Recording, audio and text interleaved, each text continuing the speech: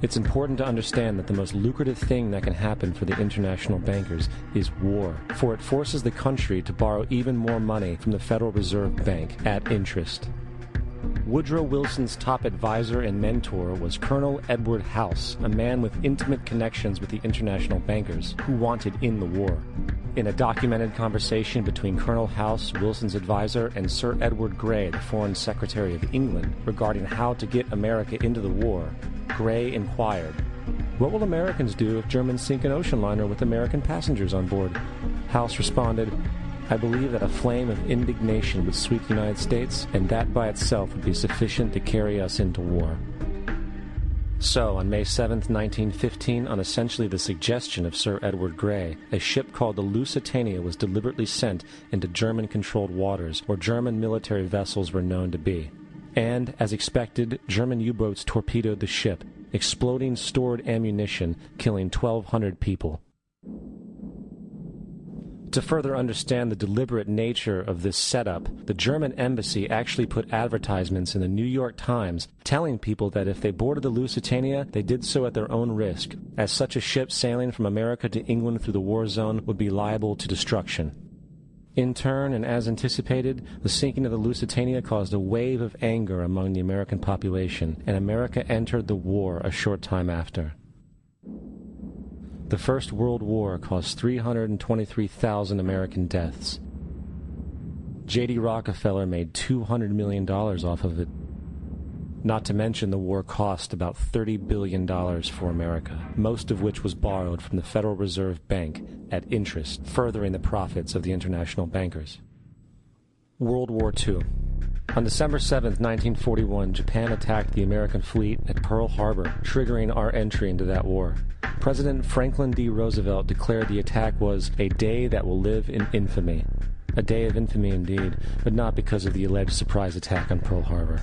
After 60 years of surfacing information, it is clear that not only was the attack on Pearl Harbor known weeks in advance, it was outright wanted and provoked. Roosevelt, whose family had been New York bankers since the 18th century, whose uncle Frederick was on the original Federal Reserve Board, was very sympathetic to the interests of the international bankers, and the interest was to enter the war, as we've seen, nothing is more profitable for international bankers than war. In a journal entry by Roosevelt's Secretary of War Henry Stimson, dated November 25, 1941, he documented a conversation he had with Roosevelt. The question was, how should we maneuver them into firing the first shot? It was desirable to make sure the Japanese be the ones to do this, so that there should remain no doubt as to who were the aggressors.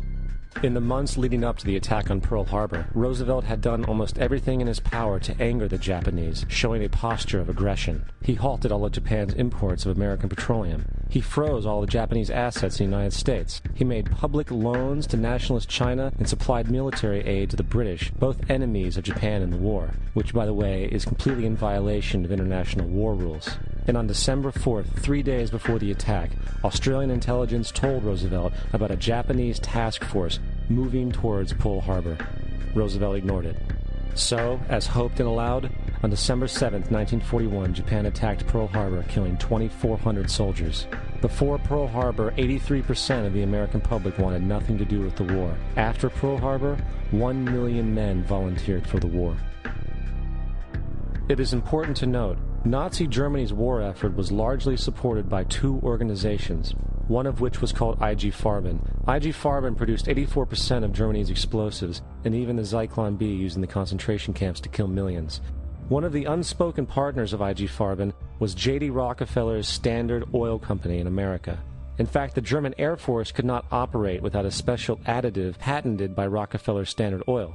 The drastic bombing of London by Nazi Germany, for example, was made possible by a $20 million sale of fuel to IG Farben by the Rockefeller Standard Oil Company. This is just one small point on the topic of how American business funded both sides of World War II. One other treasonous organization worth mentioning is the Union Banking Corporation of New York City. Not only did it finance numerous aspects of Hitler's rise to power, along with actual materials during the war, it was also a Nazi money laundering bank, which was eventually exposed for having millions of dollars of Nazi money in its vaults. The Union Banking Corporation of New York was eventually seized for violations of the Trading with the Enemy Act. Guess who the director and vice president of the Union Bank was? Prescott Bush. our current president's grandfather, and of course our former president's father. Keep that in mind when considering the moral and political dispositions of the Bush family. Vietnam. The United States' official declaration of war on North Vietnam in 1964 came after an alleged incident involving 2 U.S. destroyers being attacked by North Vietnamese PT boats in the Gulf of Tonkin. This was known as the Gulf of Tonkin incident. This single situation was the catalytic pretext for massive troop deployment and full-fledged warfare. One problem, however: the attack on the U.S. destroyers by Vietnamese PT boats never happened. It was a completely staged event to have an excuse to enter the war. Former Secretary of Defense Robert McNamara stated years later that the Gulf of Tonkin incident was a mistake, while many other insiders and officers have come forward, relaying that it was a contrived farce, a complete lie. Once in the war, it was business as usual. In October 1966, President Lyndon Johnson lifted trading restrictions on the Soviet bloc, knowing full well that the Soviets were providing upwards of 80% of North Vietnam's war supplies.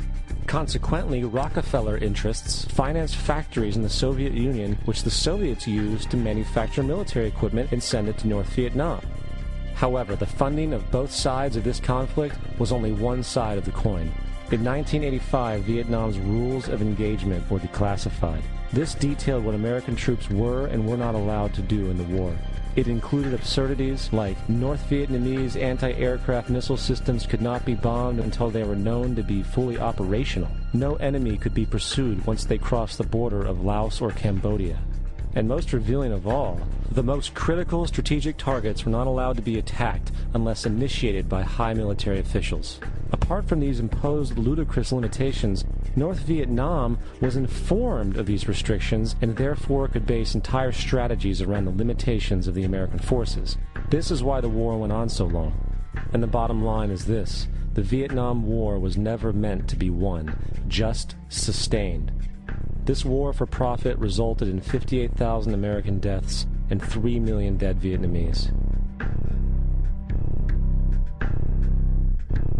So, where are we now?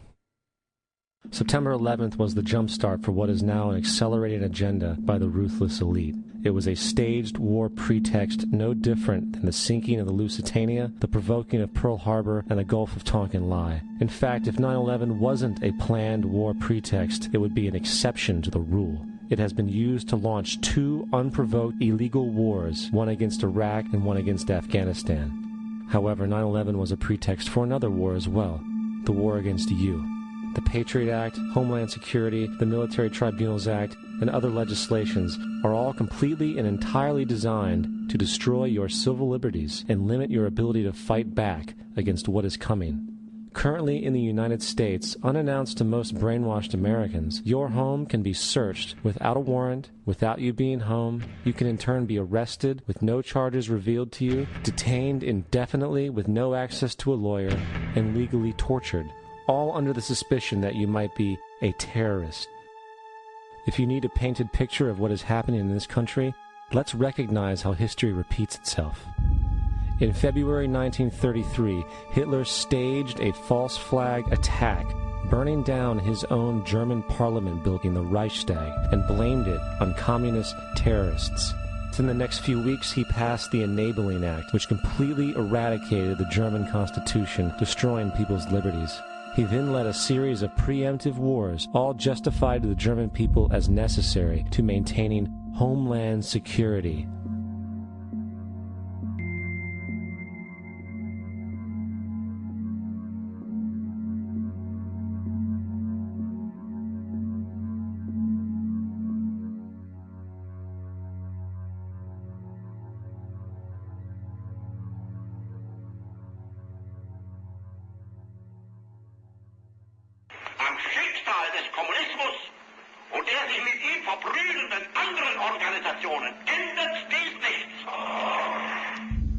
Our enemy is a radical network of terrorists and every government that supports them.